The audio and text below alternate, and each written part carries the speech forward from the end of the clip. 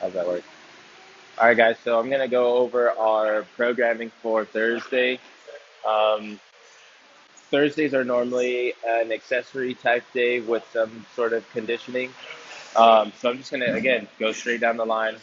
Our strength portion is gonna be strict press, strict pull-ups, and V-ups. And if you're advanced, then you'd be doing GHG sit-ups.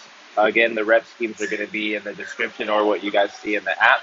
Our workout today is going to be 4 rounds, 12 calorie row, 12 double kettlebell front rack lunges, 12 calorie row, 3 rope climbs, 2 for the ladies, 12 calorie row, 12 double front rack lunges, 3 wall walks. Okay, so I'm going to walk straight through and demo all these movements for you, or the flow of the workout, so you can see. And I'm going to start with our strict press. Okay, so with our strict press, the bar is going to be on the rack up here. What we're looking for on the strict press is your knees are going to be locked. And as your knees are locked, what we're going to do is you're going to push your elbows in front. I'm going to push my rib cage down. And from here, all we're going to do is we're going to move your head out of the way and punch the bar, head through at the top when you finish, and then come back down. Now, when you get right here, we do what's called a stretch reflex. It means your muscles are loaded and ready to go again. So that means as soon as the bar comes down, I'm ready to punch back up again. So if you go down and then you just rest, right, it's going to be very hard to do your next rep. Okay, so we're going to punch, get that first one up, come down right there, punch again. Okay, so we just want to finish with that head through at the top. For the pull-ups, okay, so with these are going to be strict pull-ups. All right, so with these strict pull-ups, what we're going to do, I'm just going to move so you can see my bar here. We're looking to have our feet together with this position. Now, with your pull-ups, so you guys look at my hands right outside the shoulders, feet are together. When I pull, we want to push the rib cage down and hold. Okay, so when we're pulling, I'm going to pull, and you're going to see that my rib cage stays down and my chin goes over. And when I come back down, control, and I'm ready to go right back up again. All right, so we're trying to make all of our movements perfect here. So from the back, you'll see this. Look at my feet together, and I'm going to pull, elbows, chin over, back down, back up. Okay, you can break it up if you need to. One thing you'll see in strict pull-ups, you'll see 2 common mistakes in the strict pull-ups. You're going to see the rib cage open up big, and then you'll see as I'm pulling, you'll see someone kick. We want to eliminate those things. So if those movements are hard for you, we want to descend on the way down. So one way to do strict pull-ups for us is to get to the top. Maybe you need a band, but we want to get to the top. Even if I jump, watch it, and I hold, I want to come down as slow as I possibly can in that nice and controlled position. And if we work our way up from the top down, you'll get stronger. The eccentric motion is what's going to help get you stronger. Okay, so we want to avoid opening up and kicking. We want to avoid those movements.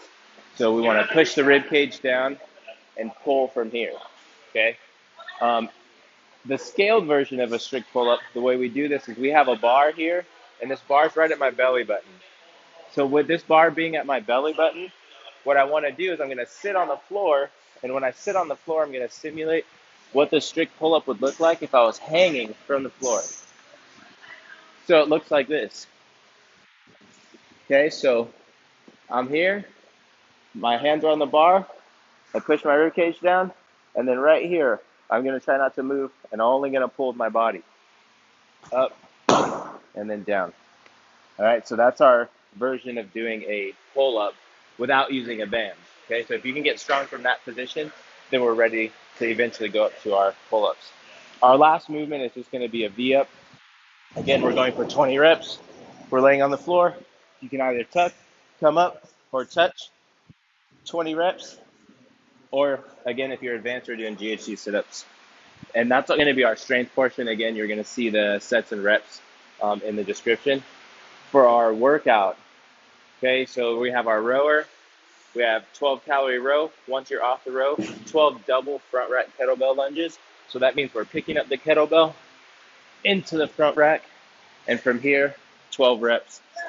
Now, the weight that you pick, you want to make sure that we don't cave down as we do our lunges. This is a really common flaw here. We want to open up the chest and push up. We don't want to hold it way back here. You want to actually put your knuckles together. This is your position right here. 1, 2 to 12. Okay?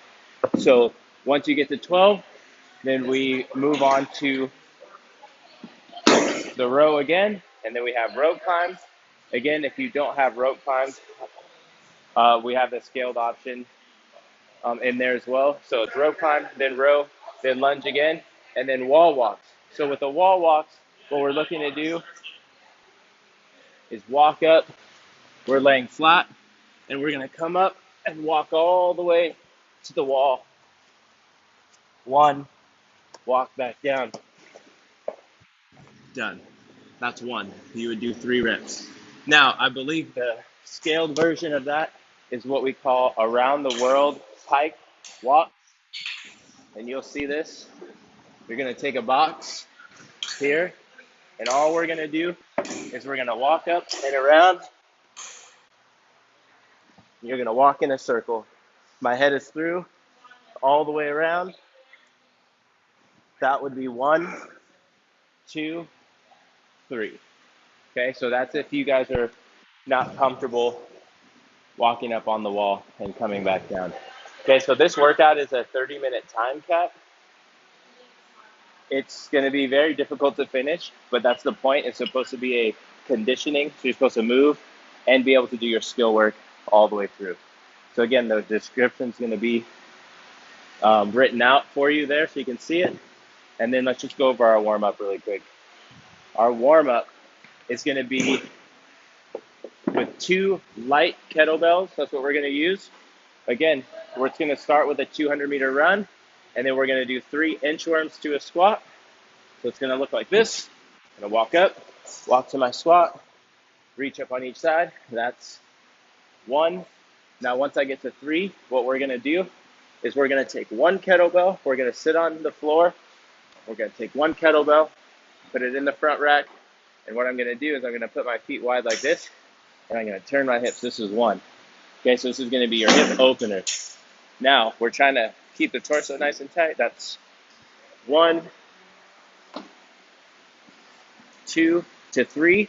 And we're going to do that on each side, going back on the other side. Now, this is going to be pretty tough. If you're not warm yet, you can just ditch the kettlebell, put your hands back behind you, and we're going to push the knee on each side. So that's 1, open up, 2, open up, 3. Okay, so from there, we're going to take 1 kettlebell, and we're going to do 3 swings, 3 cleans, 3 presses. Single arm, nice and controlled. I'm pushing the hip forward, 1, 2, 3. Then I'm going to pull it up to a clean, 1, 2, 3. And then I'm going to press overhead, 1, 2, 3, going over the top. And then after our 3 presses, we have 6 lunges. Now on your warm-up portion, your first round will just be with your body weight. 1, 2, and we go from there. So what your warm-up round will look like is a 200-meter jog, whatever that meter is for you guys, whatever marker that is, inchworms, kettlebell series, lunges, and each round you can go up to your kettlebell weight that you're going to use for the WOD. Okay, so that's going to be our workload for the day for Thursday. And again, you'll see all that in the description. Have a good workout, guys.